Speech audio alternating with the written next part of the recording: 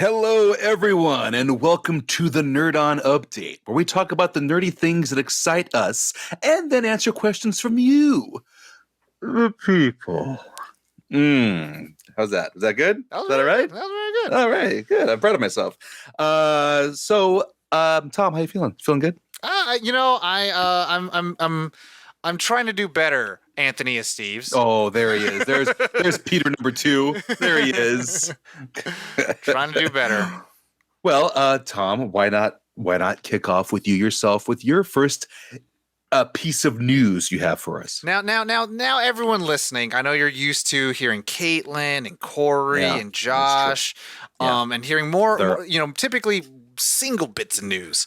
Mm-hmm. However, it's just us two. Now, Mr. Steve, you said my single piece of news. Do you want me to do my first one? Because that's what I meant. Okay. I'm sorry. So we'll trade. First piece of news. We'll trade then. Okay. Yes. Okay. So my first piece of news. Which one I want to do? Happy, sad. Let's do happy.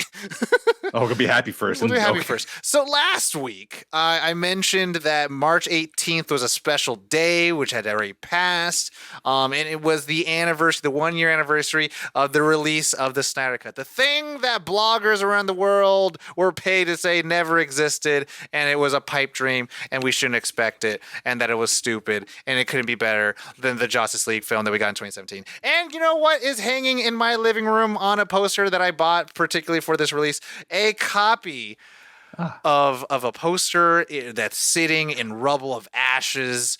That's a film reel, and it's the Snyder Cut, and that released a year ago. So we saw a trend of Restore the Snyderverse to a pretty big number, not as big as day after release of the Snyder Cut, which saw 1.5 million trending tweets, which is the highest trended property, movie, TV show of all.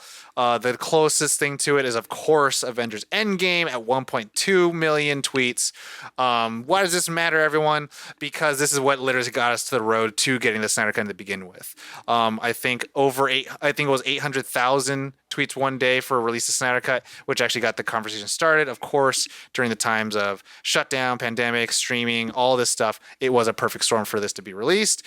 But the celebration, the anniversary, the love really kind of came to a big roar with Wayne T. Carr's releasing of the full 4K photo that Zack Snyder had shown one time to several audience members at a screening, and someone said, could we ever see the picture of, John Stewart? And he's like, yeah. And he's like, I have it on my phone. He just showed it. And we had was this blurry picture of a picture. And now we have the nice, beautiful 4K image, and it looks great. And in the words of Obadiah Stane, Tony Stark built this in a cave. Zack Snyder shot that on his driveway, which is just really, really cool. One, I just think, actors obviously should get more shine, and I'm very glad that he was allowed to release it. You had people like Ray Fisher, Ray Porter, other actors, and other people who write for Screen Rant and IndieWire and Deadline, who are talking about restore the Snyder Cut and restore the Snyderverse, which I'm excited about it, as long as we keep it peaceful, keep it good. Of course, fandoms in every sort could be toxic, and there's toxic members of restore the Snyderverse out there. So this felt pretty cool to see, and we will see when they finalize the merger later this summer. We've already seen kind of changes happening in the DCU lineup, and a lot of people are just having big hopes about it. But that's one bit of news. Steve's, you're next. Going along, last night, which was Sunday the 20th, was the WGA Awards, the Writers Guild of America Awards, and it's just one of the many award shows that lead up to the Academy Awards, kind of like the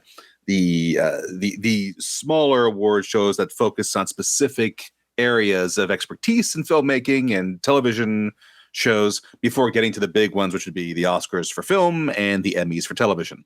So there were 3 big winners that I want to point out from last night's show. First off, being for television, Best Drama Series went to Succession, which you can't really argue with that. Succession is arguably the best written drama series on TV right now.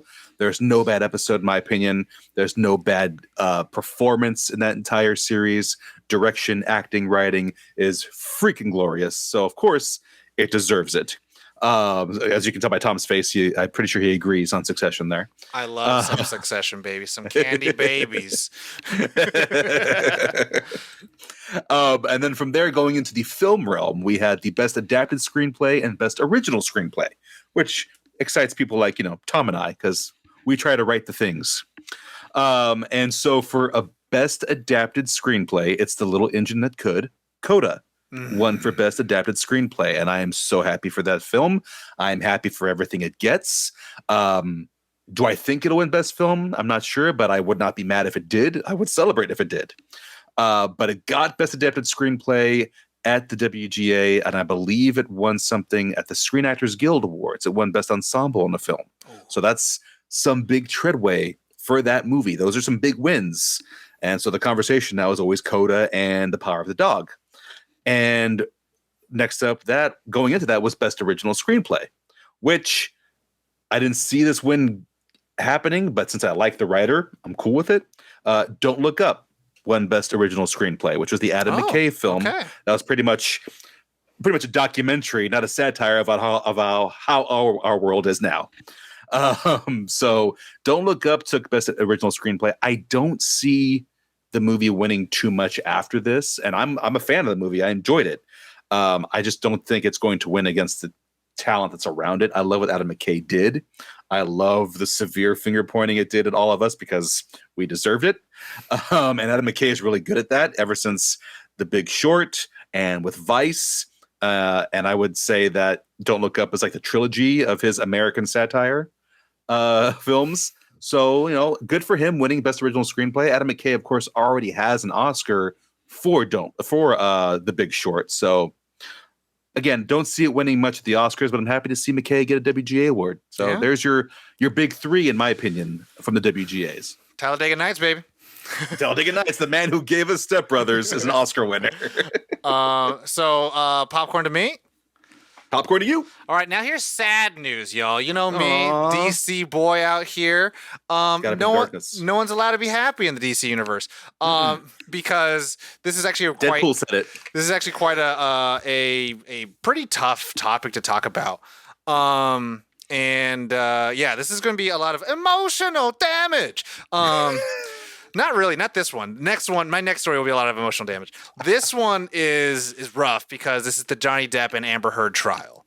This was originally going to start 2019. Now, for people who don't know, because I think it gets really complicated, and a lot of people are like, well, didn't he hit her? And didn't she do this? And didn't he lose something that the son said? A lot of that. It's like, and didn't they pull him from blah, blah, blah? But he's still working. Okay, so. Yeah, a lot of that's just to kind of like give you the basics. I honestly definitely recommend everyone listening to the show. Of course, you come here for news, but do your own research, of course, and just try to get as much information as you can. Not really to pick a side, but just to get as much facts as you can understand. Because even for me, preparing this, I was just like, what? So, following their divorce, there was just a lot of he say, she said.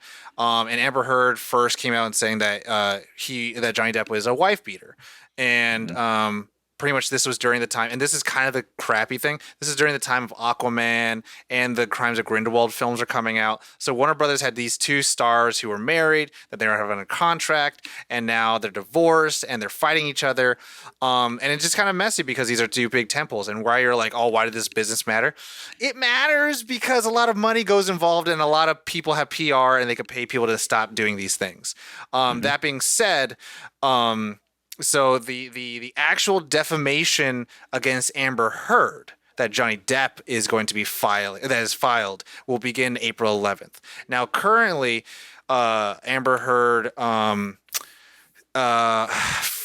she filed against Johnny Depp or sued against him, and he filed against that lawsuit and then lost. So it wasn't that like it was clear legal that like, oh yes, he is a woman beater or wife beater and all that stuff. It was that he was saying that this case that you're putting against me is libel, and then he lost that case. So it's just pretty much like she can sue you, and so this is the counter sue of defamation, which is crazy to go about it. Where it's like, oh my god, the legal system's crazy.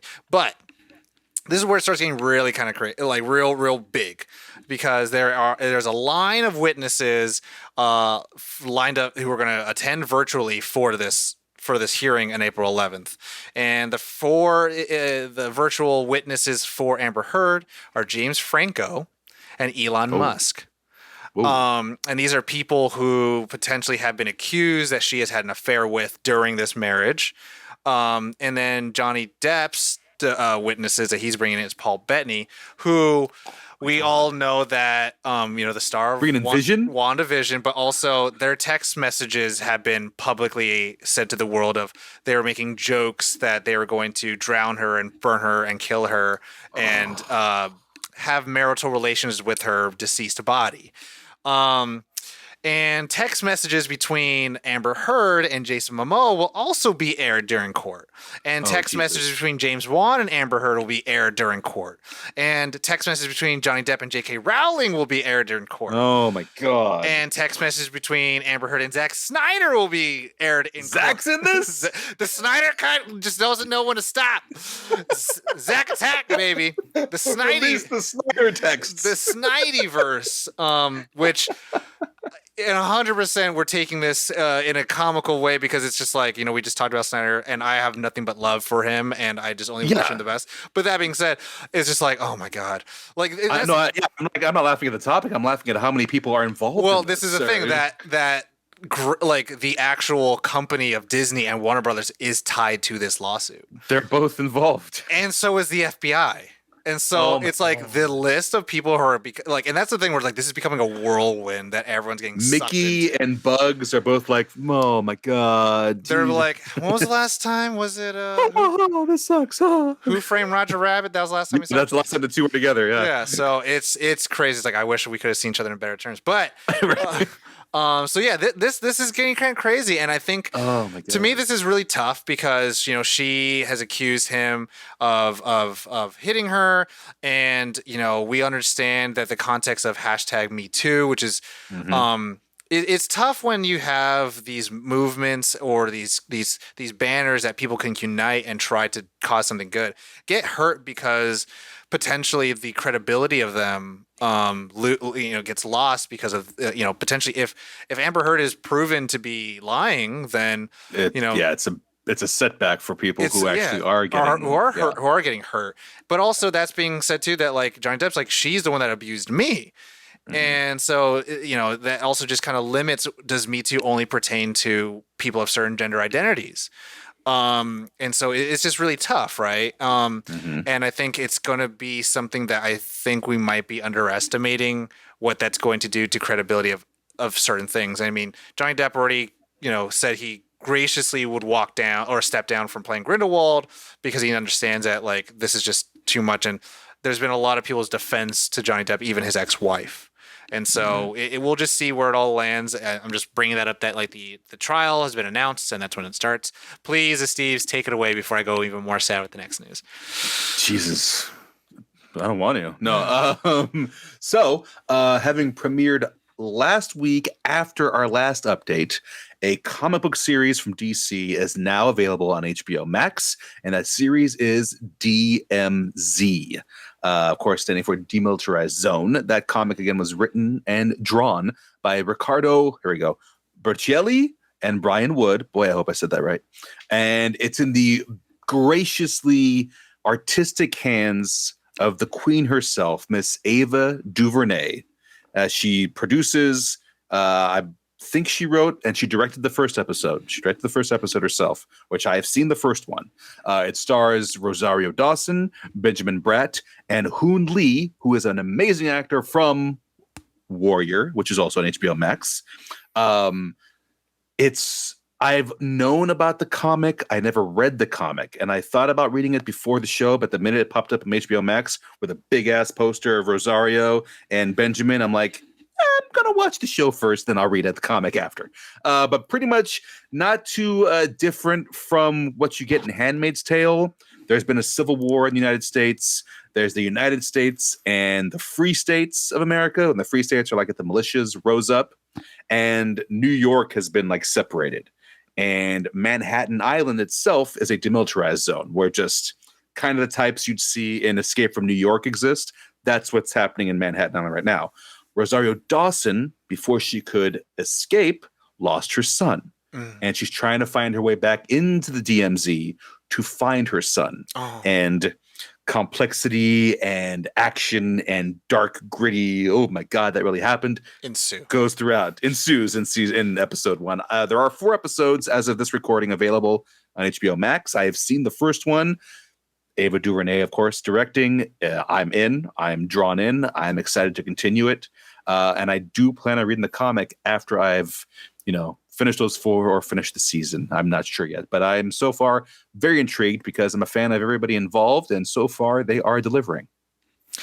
You hear that, Warner Brothers? Doesn't matter. Bring in Snyderverse and bring back Ava DuVernay's New Gods. Both of them can exist, even if we have different interpretations of Darkseid. I don't care. And I'm enjoying seeing DC work that isn't like a cowl or an Capes S, and which is funny because a flashback she has of her son, he's wearing a Batman costume, jumping him down on the bed. It was pretty cool. Nice. And I was like, they could do that because, My turn? All right. More sad news, Tom. More sad news. All right. This is the last of my news. Ethan, really quick. Warrior is such a great show. You're damn right it is. And we are getting a 3rd season. I wanted to say that. So this is my last piece of news before Steve. You have one more after this, right? I do. Okay. Yes. We'll make it quick because we gotta get some questions in there. Questions. So some people may not know this, but tomorrow, after the time of this recording, so what is that going to be? March 22nd, Tuesday. Yes. Certain Disney employees will be staging a walkout. This will be led by particularly LGBTQ plus members from Disney. And I think this is kind of a big topic to open. I mean, you might be wondering why. And particularly Florida's going to be passing a law, or is in talks to pass a law, which people have dubbed the Don't Say Gay law, which I don't know the exact name of it, and I had to do a lot of reading of like, what is this law actually says. And this all started with me kind of seeing this hashtag grow of hashtag DisneySayGay. And so I really wanted to bring this up because I had saw an animator who had worked at Disney talk about the repercussions of this bill and the kind of what will happen. The implications is that schools in Florida cannot discuss or instruct anything on sexual orientation or gender identity, and parents who find this out are allowed to sue third-party instructors or school personnel for any type of discussion or instruction. So whether they talk about the AIDS epidemic or they talk about any civil rights movements, they can technically talk about gender identity or sexual orientation. And the one side is to say that it allows parents to have a little bit more reign into what their children are learning. And then on the other side is a lot of people being just afraid to be like, I don't know how to talk about certain things if a student asks me a question. And a lot of people who are defending the bill are saying like, well, we're not saying you can't talk about it, but you just can't instruct or discuss, which the vagueness of it is meant to be scary. The vagueness of all laws and all, listening to, talking to the audience here. If you understand anything about laws and payments and contracts and loans and all this and medical stuff, if it sounds complicated, it's meant to. It's literally meant to sound complicated so that you don't know what to do, and you're giving your trust to someone who's interpreting it for you, which is always what I'm going to say is try to study as much as you can, learn as much as you can on your own accord so that you could be better equipped to just have discussions and just ask the proper questions, and to understand what experts really can try to discern for you. But yeah, so I think it was just kind of a big deal because one, Disney again has the third and second largest franchise of all time, which is Star Wars, then Marvel followed right after that. First one is Pokemon. But yeah, and I want this to be said to the LGBTQ plus listeners that we have, that that's terrible that if people can't talk about sexual orientation or gender identity in schools, then like, what the hell? Like, it's at a certain point, I think people are so afraid to have discussions, and this propaganda that people are being taught on this agenda to, become LGBTQ plus, who just don't understand this, identities, all that stuff. It's tough, and I think it's cool that we're hearing about it again. These things always happen. These things happen all the time. They've been happening, but now we're at a place in technology in the world that we see it and we can kind of discuss about it. And that's all I really got to say. I don't want to put too much of my opinion on it. I think we should continue that conversation in the Discord if you want to do that. But that'll be the rest of my news. Mr. Steve, take it away. Absolutely. And then to finish it off on a very cinematic, lighthearted note, 1972, March. A little film that was kind of indie and didn't have much hope was released and changed the world of filmmaking forever. And that film was Francis Ford Coppola's The Godfather. Yes, the puppet on the strings there, Tom. Well done. The Godfather came out 50 years ago this month. So this year is a big celebration about that film. Worthy of it. It's the movie that gave us Al Pacino. It's the movie that gave us a resurgence of Marlon Brando, gave us James Caan, gave us Robert Duvall, Diane Keaton, Talia Shire. An amazing film that revolutionized the way the mobster film was done. It made you see bad guys and feel for the bad guys way before Sopranos did. We see Vito Corleone, who is this ruthless killer who leads this family, but yet you feel for him as a father and his three sons. It hits on so many levels. It's 3 hours that, in my opinion, go by fast if you're focused and paying attention to what you're seeing on screen. It was one of those films that set the tone for what the future of Hollywood was going to be when it came to filmmaking, because within those certain amount of years, you got Godfather, you got Godfather 2, you got Jaws, you got Close Encounters of the Third Kind, you got Star Wars. You had these big hits coming out from these three best buddies, and it just blew up from there. And Godfather is one of those films that I'm going to say, well, it is. It's the film that started the whole movement. It was first. And if you've never seen The Godfather, first off, how dare no, I won't yell. I won't get mad. Definitely add it to a must-see classic movie list. It is worthy of your time. A lot of the things you see in film today came from this era, and The Godfather is responsible for a lot of it. And I would say Godfather 1 and 2 should be on your list, but absolutely put number 1 on there and indulge in the greatness that was Coppola, Pacino, and Brando. And I'll just say this too. If you want to know a little bit more about the history of that kind of older Hollywood, which is a crime for me to say it's older Hollywood, because anyways, check out the podcast Blockbusters. Lex Lang, who's been on our show, he's a voice actor. He voices I think Brian De Palma in this recreation of the telling of how Coppola kind of had this team, of kids, Spielberg, De Palma, and Scorsese. Right? Yes. Lucas too. And Lucas. Even though he was kind of the sci-fi guy. Yeah, he was the nerd. He was the outcast in a way. And Spielberg was always super. It's more about Spielberg and Lucas, which is lovely. And it's talking about how they kind of rose to prominence. But they all came from that ilk, that time frame. Yep. They were the clique. Yes. And to just also give you guys some homework, when you do watch The Godfather, for those who have not watched it, just in the opening sequence, just to kind of open your mind up a little bit of like, why is this so important? Why do people care? Look at how Marlon Brando is lit, and you'll see that his eyes are completely covered in shadow. His face you could see. So you can see what he's saying, but you can't see his eyes. And when you understand kind of like art and theory and critique and analysis, you understand that eyes are the, passage to the soul, right? And so if you can't see that, you don't know what's inside this man, right? He's mysterious, yet he also controls the power of the world, where people are begging to him on this day of his daughter's, wedding. Michael. So, and that film kind of made that cinematographer and the lighting team known as the masters of shadow. When you think about film, you have to see a light in order to create images, but how do you carve shadows is also how you create emotion. So definitely everyone just take the academic approach from it and you'll enjoy it more. I never wanted this for you, Michael. I never did. With that, everyone, we will move on to, that was a hefty news bite. Woo, I hope you guys so much news. enjoyed that. Please, people in the chat can start throwing in questions to me, and I will start copying them down. Tom, are you proud that I was able to go one episode without bringing up wrestling? No. No, not. I mean, one, when you want a cookie. Two, Yeah. if you want to talk about, if you want to talk about wrestling, you can talk about wrestling. That's no, what there was Nerd-On's here.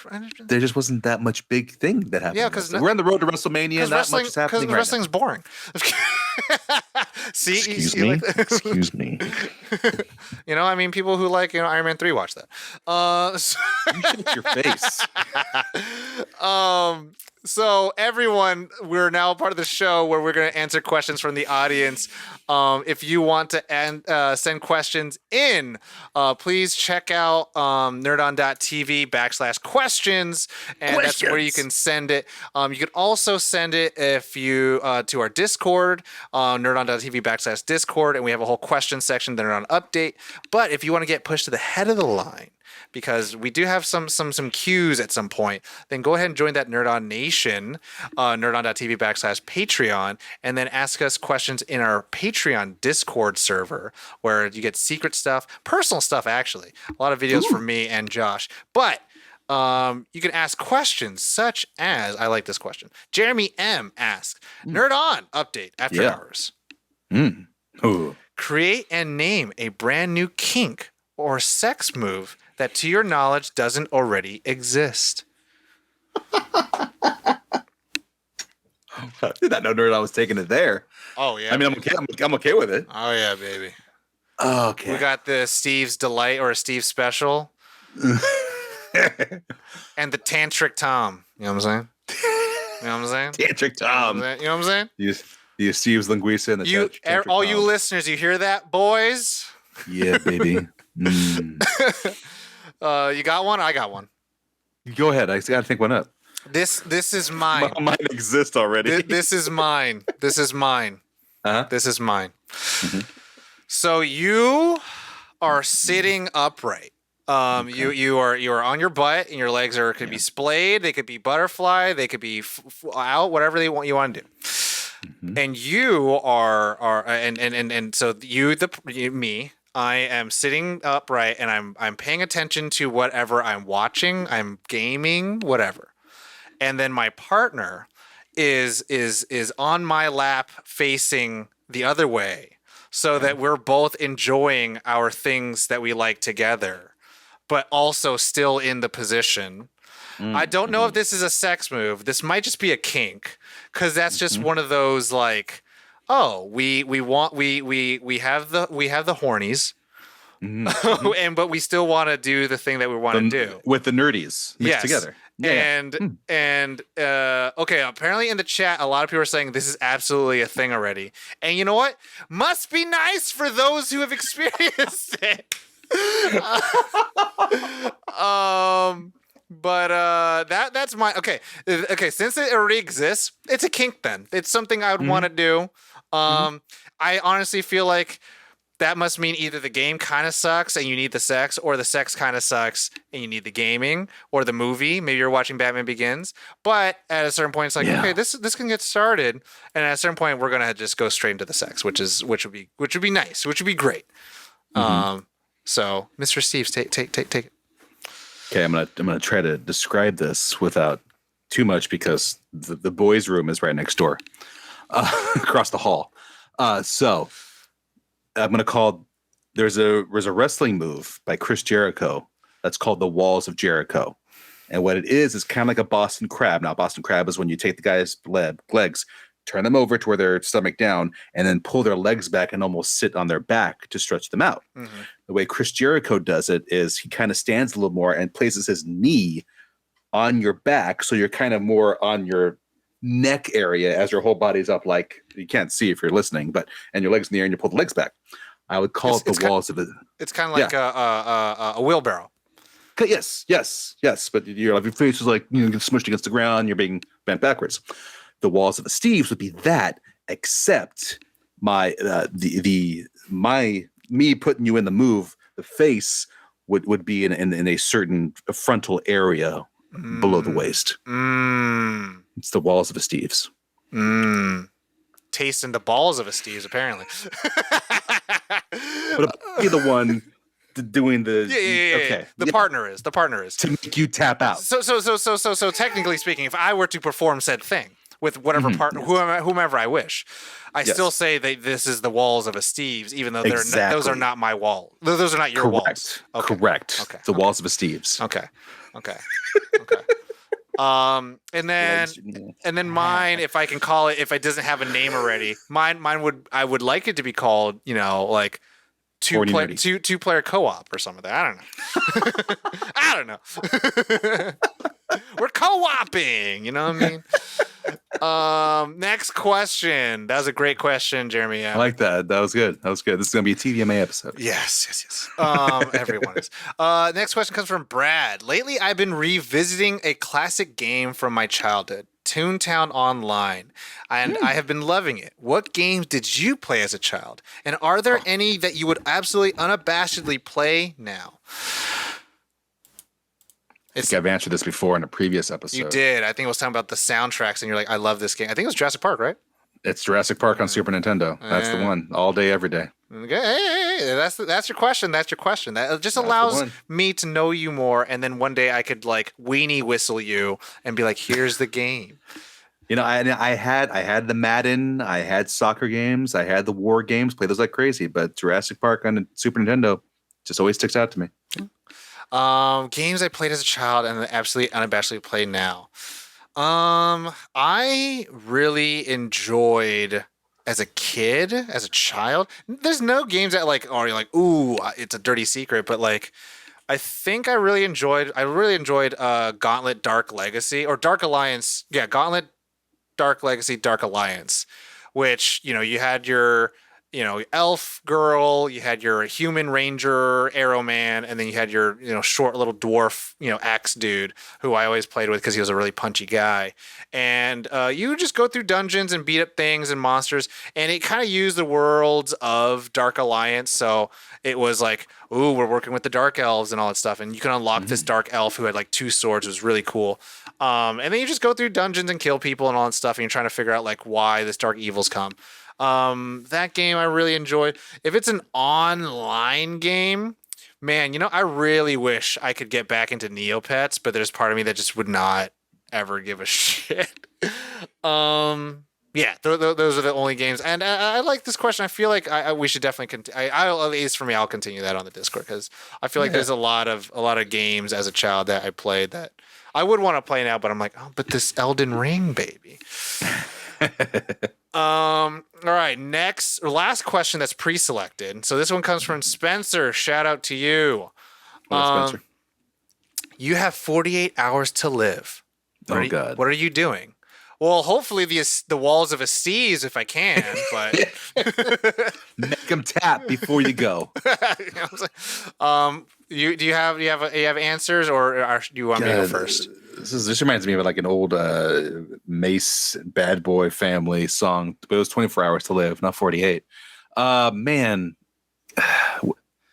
God, I don't know. I got the inner battle of, be the good person, and then the other one that's like, get revenge. Because I got a revenge list. Anyway, Tom knows a couple of them. I mean, maybe just, go to the nearest beach and just sit there, like with my wife and kids, and just because the beach and the ocean is our happy spot. So go to the nearest one we can get to, which would be Bay Area, Monterey area, and just chill there on the beach for 48 hours. Just drink, eat, play. That's me suppressing the vengeance side. For me, definitely first thing I do is call all my banks, withdraw all my money, and make sure I divvy that up properly to the people who I know could use it the most, and then probably at least 10% of it goes to charity. I think I kind of just make sure I like have a list of people who are like, hey, take all my items when I'm about to die, so you can use them well.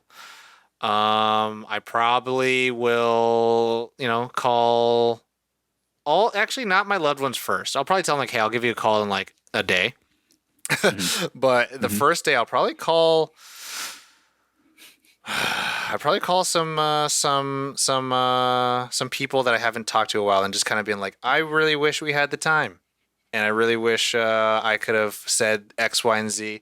And I've realized this a lot lately that like I'm just trying to make up for lost time with certain friends and family and all that stuff, and just say certain things that like social constructs and time kind of don't permit me to say at this point. I'd hopefully close out all my accounts so that no one gets stuck with my bills. And then spend the last 24 hours to just be with my friends and family, hopefully eating some really delicious foods. And then for the last 4 hours, tell them all to fuck off. And then I hire a really expensive escort. Nice. And then for the co-op. For the co-op. And then hopefully that, only lasts like 5 minutes. And so I don't traumatize her with my death. And the Walls of Esteves. Yes, the Walls of Esteves and co-op. That'll be my last 48 hours. I was going to say that we can make this into like a screenplay, but then I realized there's already a very superb movie called The 25th Hour. So never mind. That handled it. Or 50-50.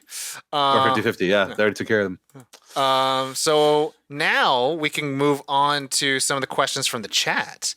And I think the first question I'm going to ask will be one that I got from the chat today. Now, this will exclude Esteves a little bit. But No. I'm so sorry. But this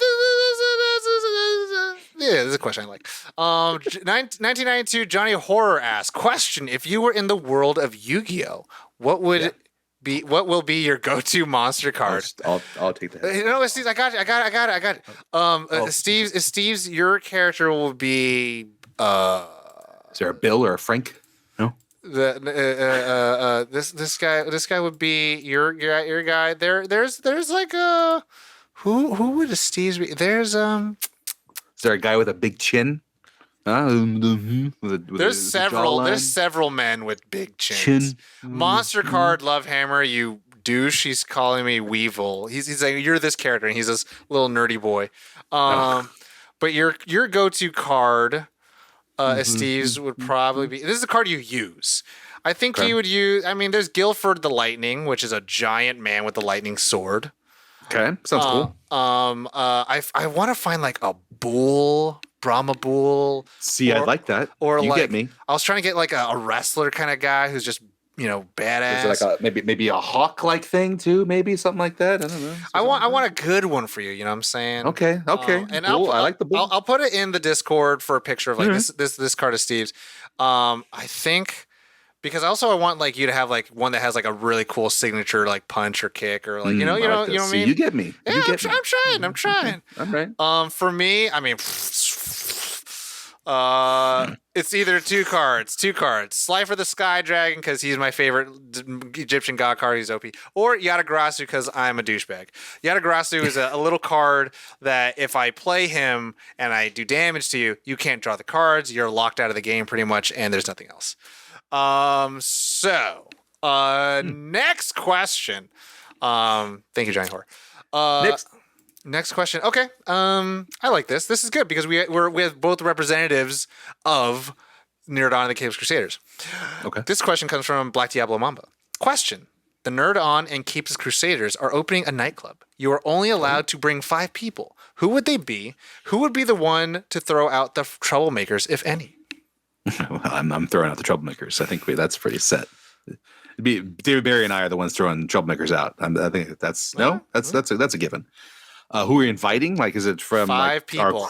Our crew people. Or from any? I think so. So your group and my group are both opening. So our people are already involved. So Julie's already involved. Yes. Okay. All right. 5 people. You go first. I'm trying to think this out. All right. I'm gonna bring them in because I would normally always try to bring these people in because they're my oldest friends. Heroic Adamus, who's in the chat, and Love Hammer, and then our boy Jabba Real, and then MX Raff. MX Raff is hopefully still in the chat as well. So that's 4 people. I need one more person to bring. More than likely my roommate Rashid. If I don't have some young hot thing with me who is unfortunate to be with me, but it most likely be those five. The Juju got snubbed. I'm so sorry. The Steves, you got to bring him. Okay, there it is. The Crusaders, we'd have to bring our significant others, which would be 4, and then Juju number 5. Boom. Oh, there it is. That's how you do it. That's how you do it. That's how you do that. I'd probably be throwing out the troublemakers for me. I feel like out of my group, I tend to be, Mr. Daddy Spanky. Give me Daddy Spanky. Daddy Spanky. That's your hip hop name. Daddy Spanky. No, it's actually DJ Qualms. Oh, because I got qualms with everything. Okay, cool. Next question. How much time we got? Let's do one last question. Let's do. Okay, I got one for Mr. C's. Hopefully, I think you can answer this. You got the boys. They've been watching some animated films.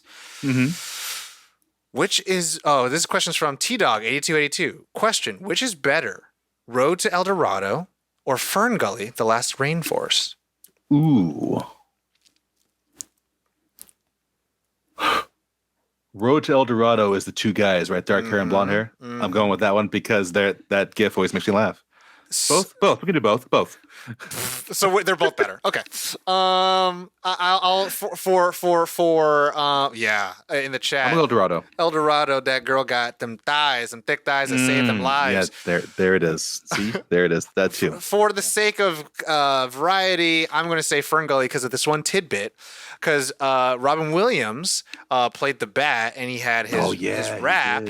And Disney was like, "Hey, we haven't released Aladdin yet. You can't voice this Bat that is rapping about the environment and pollution." And Robin Williams said, "Excuse me, I'm Robin Williams. I do what I want with my career. You don't get to tell me what to do with other jobs. No other job tells me what to do with you."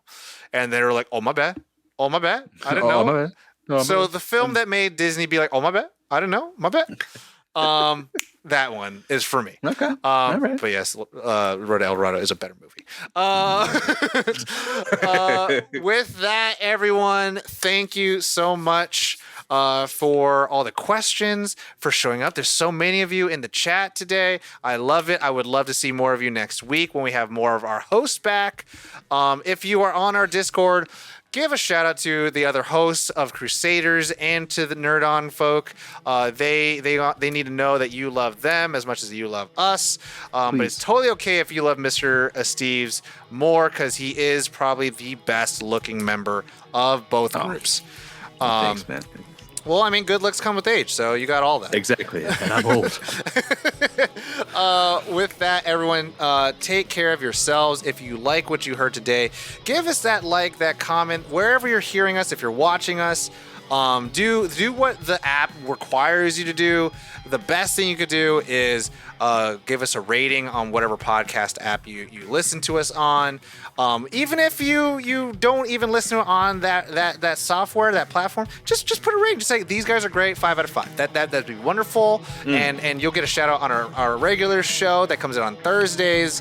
If you want to see everything we do with that, between the videos, the YouTube, you can even read our old articles. Go to nerdon.tv. They'll find everything in there. Continue the conversation. Nerdon.tv/Discord. With that, thank you, Mr. Esteves. You're welcome. And everyone, you know the drill. As always, nerd on. Nerd on.